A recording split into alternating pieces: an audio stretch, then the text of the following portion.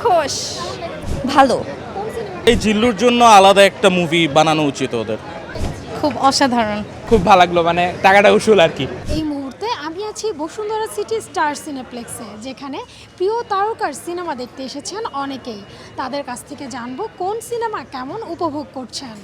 রাক্ষস সুন্দর, ভালো লেগেছে।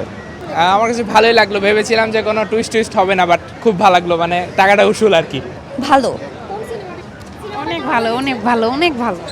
না সিয়াম আহমেদেরটাই বেশি ভালো লেগেছে। অ্যাভারেজ। আলহামদুলিল্লাহ অনেক ভালো, অনেক অনেক এক্সপেক্ট করতেছি ইনশাল্লাহ নেক্সট টাইম যেন এটা পার্ট 2 আসে। রাক্ষস অনেক সুন্দর, অনেক সুন্দর। এই জিল্লুর জন্য আলাদা একটা মুভি বানানো উচিত ওদের। খুব অসাধারণ। ভালো লাগলো, সিএমকে অন্য রূপে একটু দেখতে পারলাম এবং সিনেমাটা টুইস্টের উপরে টুইস্ট ছিল, সব মিলিয়ে ভালো লেগেছে। দুর্দান্ত, ফাটাফাটি বলা যায়। দুর্দান্ত, এক কথায় পারফরমেন্স 100-100। টু বি অনেস্ট আমার কাছে ওরকম ভালো লাগে নাই, প্লট টুইস্ট খুবই ওয়েট ছিল। হ্যাঁ, মোটামুটি ভালো। অসাধারণ লেগেছে, তবে লাস্ট সিনটা আমি চাচ্ছিলাম আরেকটা পার্ট আসুক এবং সেই পার্টে দেখানো হোক, সেটা এই পার্টেই দেখিয়ে দিয়েছে।